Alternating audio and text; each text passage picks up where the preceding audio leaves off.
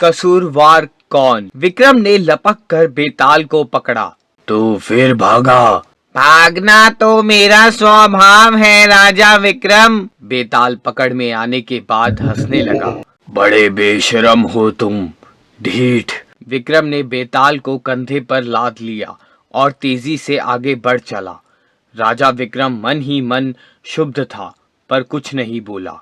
बेताल ही बोला, राजा विक्रम गुस्सा छोड़ दो, मेरी बात सुनो, मैं तुम्हें एक कहानी सुनाता हूँ। विक्रम ने कोई जवाब ना दिया। बेताल ने फिर कहना शुरू कर दिया। हे राजा विक्रम, महेशपुर राज्य में कमल किशोर नामक एक ब्राह्मण रहता था।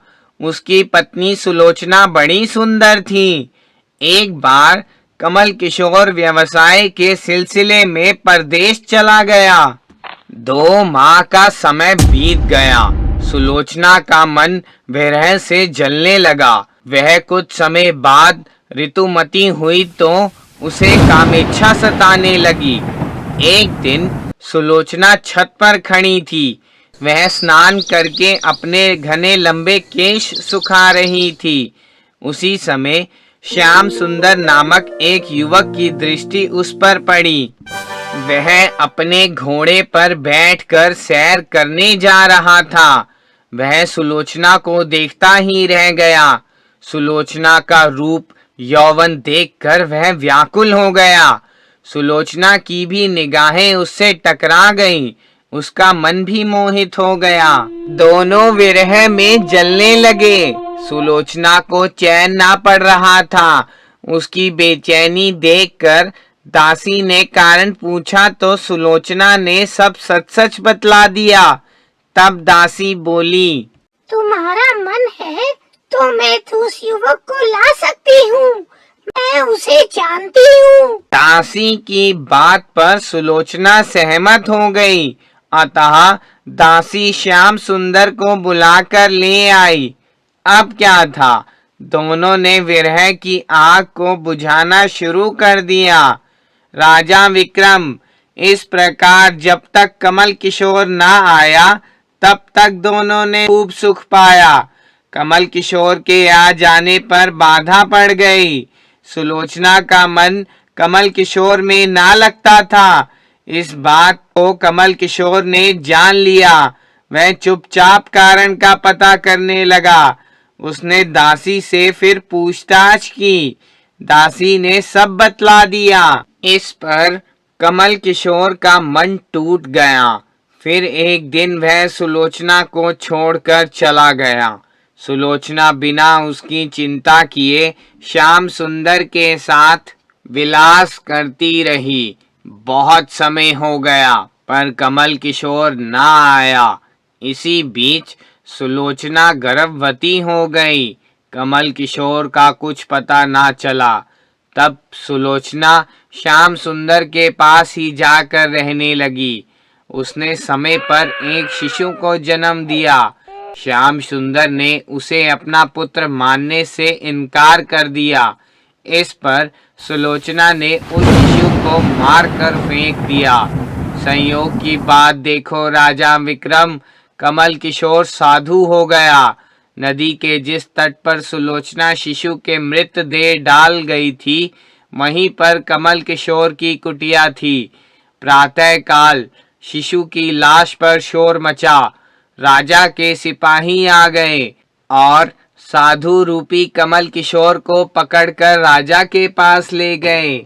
राजा ने पूछा, यह काम तुम्हारा है? नहीं अन्नदाता। पर शिशु का चेहरा तुमसे एकदम मिलता है। राजा की बात ठीक थी। सिपाहियों ने भी यह बात देखी थी और राजा को बतला दी थी। कमल किशोर कुछ ना बोला। साधु होकर झूठ बोलता है। कमल किशोर चुप ही रहा।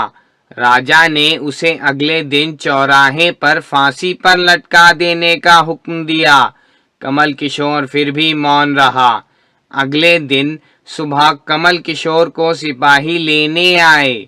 आखिरी समय कुछ कहना है क्या? हाँ, कमल किशोर बोला। सुलोचना नामक स्त्री श्याम सुंदर की पत्नी है, उसे फांसी के समय मेरे सामने ले आना। सिपाही सुलोचना को ले आए। उसने साधु रूपी अपने पति कमल किशोर को पहचान लिया। वह शोर करने लगी। उसने फांसी ना लगाने की प्रार्थना की तथा अपना अपराध स्वीकार किया। अब बताओ राजा विक्रम, फांसी किसको लगनी चाहिए? तुम्हारा न्याय क्या कहता है? राजा विक्रम कुछ ना बोला। जवाब दो ना। राजा ने क्या न्याय किया? एकाएक विक्रम ने पूछा। राजा की बात छोड़ो, तुम अपना न्याय कहो। बेताल बोला। अगर तुम्हारे सामने ऐसी विवाद आता तो क्या करते? मेरा न्याय यह होता कि फांसी तीनों को लगे। बेताल चौंक गया। ऐसा क्यों राजा विक्रम? शिशु का जन्म तीनों के कारण हुआ। हत्या सुलोचना ने की, पर तीनों समान रूप से पाप के भागी हैं। देखो बेताल, किसी के दोष देने मात्र से कोई दोषी नहीं होता। कारण मुख्य होता है। कारण में तीनों थे, इस कारण तीनों समान दंड के भागी हैं। पर राजा ने तो सुलोचना को फांसी पर लटका दिया। अपना अपना न्याय है। विक्रम की बात पर बेताल खिलखिलाकर हंस पड़ा। उसकी हंसी बड़ी भयानक थी। विक्रम सावधान हो गया। वह अब समझ गया था कि उसका न्याय जानने के बाद वह भागता है, अतएव विक्रम ने उसे कसकर पकड़ रखा था। बेताल छटपटा कर रह गया।